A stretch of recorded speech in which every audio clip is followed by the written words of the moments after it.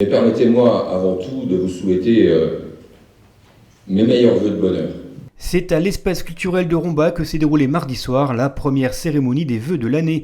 Elle a réuni élus rombasiens avec à sa tête son maire, Lionel Fournier, et une bonne partie des 150 agents au service de la ville, titulaires, contractuels et permanents associatifs. C'est tout d'abord Bernard Lacombre, directeur général des services, qui a pris la parole. Il est revenu sur les temps forts de l'année 2018, rythme scolaire, ville fleurie, service emploi, vidéosurveillance, PLU, action sociale, action culturelle et bien sûr réaménagement de la médiathèque. Des actions rendues possibles grâce à l'implication du personnel municipal et d'une volonté politique, et tout cela malgré une conjoncture difficile pour les collectivités locales. Pour permettre l'efficacité et la performance, il est nécessaire de rassurer, d'encourager et de respecter pour davantage de créativité ou de réactivité et de bien-être. Pour relever ces nouveaux défis qui nous attendent, nous devons mettre en œuvre les moyens de tirer profit du capital de notre collectif, de la collaboration et du partage des compétences en posant des règles de fonctionnement incitant à la responsabilité et à l'autonomie. Malheureusement, dans la conjoncture actuelle, il devient de plus en plus difficile d'impulser une vision stratégique pour fédérer les équipes et responsabiliser chaque agent.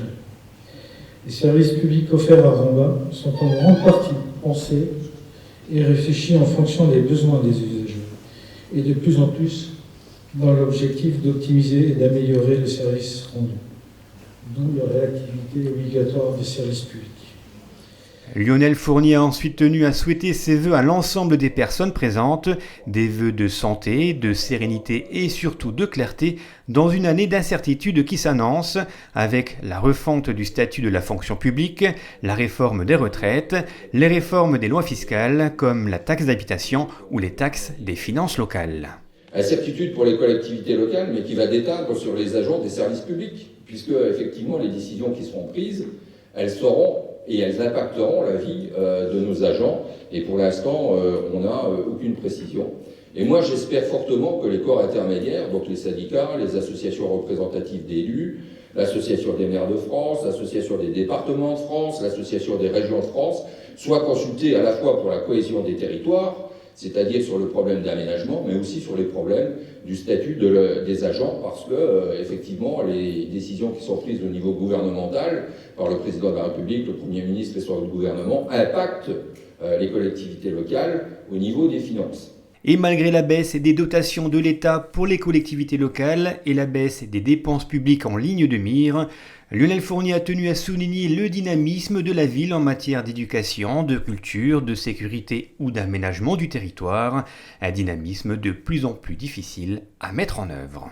Donc vous voyez, on a une équation qui est très difficile à résoudre, plus de prestations, moins d'agents, moins d'impôts. À un moment, les collectivités locales disent stop. Et vous devez comprendre qu'à l'heure actuelle, si les élus sont remontés, que ce soit les élus au niveau des maires, au niveau des départements, au niveau des régions, c'est parce que, en ce moment, on est dans un moment de tension extrême et qu'il faut faire très attention. Alors s'il faut réformer, il faut bien réformer.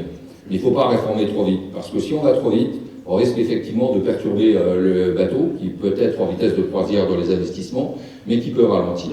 Voilà ce que je tenais à vous dire. Donc le possible, cette fenêtre du rêve, c'est les projets que nous avons. C'est le pendant de cette citation, c'est-à-dire les portes de l'Orne et la VR52, et ouverte sur le réel, c'est la vie quotidienne de tous les Rombasiens et Rombasiennes qui va des écoles jusque dans les bâtiments culturels ou sportifs. Après avoir remercié l'ensemble du personnel pour leur implication au quotidien, Lionel Fournier a décerné la médaille d'honneur régionale, départementale et communale à plusieurs agents pour 20, 30 ou 35 ans de service public. Il a ensuite rendu hommage à 4 agents ayant pris leur retraite en 2018.